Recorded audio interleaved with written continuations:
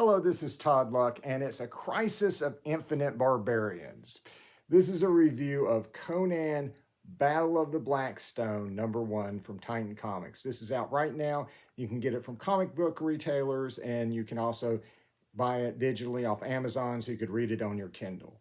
Like all of Titan Comics' other Conan titles, this is mature readers, and this is a 4-issue miniseries, and it's supposed to be an event. And so for those who don't read comics, events tend to be like a mini series, and they'll cross over into a bunch of different titles. There'll be a bunch of different tie-ins that you'll have to buy. And so it gets really complicated, right? Events are these big, sprawling stories that have a ton of titles, so they have a checklist in the back to help you keep up with it. And so let's go over what you're going to need to buy in order to understand this mini series. And so this gets really complicated. So you're going to pick up the first issue of Conan Battle of the Black Stone, followed by the second issue of the miniseries, followed by the third issue of the miniseries. How could we have possibly figured that out if they didn't give us a checklist?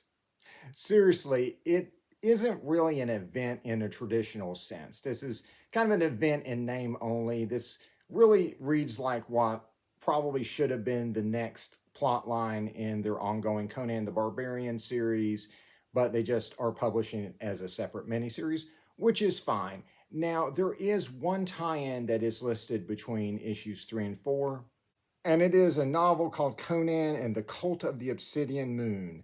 And it's listed between issues 3 and 4, but I really don't think they expect you to clear out your calendar and read an entire novel between issues.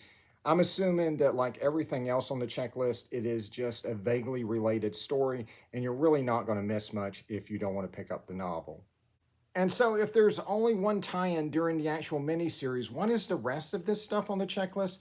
This is just a listing of the other comics that Titan has put out of Conan before now. And so that includes the first overall arc of their Conan the Barbarian ongoing series, which began with Free Comic Book Day and continued through issues 1 through 12 of Conan the Barbarian. It also includes Free Comic Book Day, Conan Battle of the Black Stone, which is available to read digitally.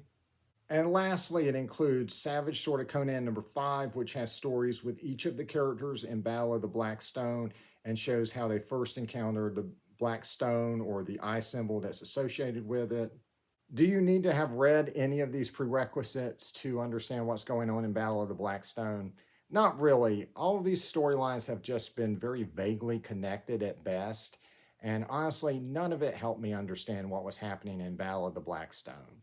But I will say that the ongoing Conan the Barbarian series and the bi-monthly Savage Sword of Conan are both better representations of what Titan Comics is doing with Conan than this first issue, and are probably better jumping on points for new readers.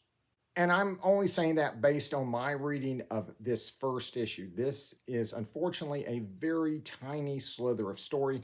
I cannot tell you what the rest of this miniseries is going to be like. It may be fantastic. All I can tell you is my reactions to this first issue, but it's really, unfortunately, just not enough to judge if this story is going to be any good or not. I'm going to have to pick up the rest of the miniseries to tell that. All right, so let's start with the cover, and I think the cover looks really nice. It's dark, it's atmospheric, it looks beautiful. If you sent me this as an art print, I would gladly hang this on my wall. But it's not a print. It's supposed to be a cover to a new crossover event miniseries. And I can't tell a damn thing about what this event is based on this cover. This scene does not appear in this issue. There's like a tree monster or something in the background. Nothing like this is in this issue. Maybe it has something to do with the story that'll happen later. I don't know. It just doesn't tell me anything that I need to know about this miniseries. Admittedly, neither do the interiors. So I've had at least one comment that said that Battle of the Black Stone sounds like it is a rehash of Conan's Serpent War, which was also written by Jim Zub back over at Marvel when they had it a few years ago. And honestly, based on this first issue, I can't tell you if that's true or not. Maybe it is a rehash of Serpent War. Maybe it's going to be different. I'm not sure. All I can do is go over the similarities and differences in this first issue. All right, let's start with the differences. It is in the same format that Titan Comics has been doing Conan the Barbarian in. So it starts with this beautifully illustrated recap page with this map showing where Conan is at in the issue. And it has these neat little details like this boat and this saber-toothed tiger. It is 22 pages of story plus an article in the back on the works of Robert E. Howard. Another difference is, unlike Serpent War, which for some reason changed artist every issue, this has one artist for the entire miniseries, Jonas Scharf, and I hope I'm pronouncing that correctly, but I think his artwork works for all of the characters. As you're going to see as I show you more of it throughout this video, it does bear a resemblance to the Mignolaverse comics, which is like Hellboy, BPRD, all the millions of spin-offs that they've had. And is a very common kind of art style for horror comics. It's very dark, it's very moody, it uses a lot of shadows, and I think it is effective here. Another difference is that Serpent War, for some reason, threw in Moon Knight, and that's a Marvel superhero who really didn't belong with these Robert E. Howard characters.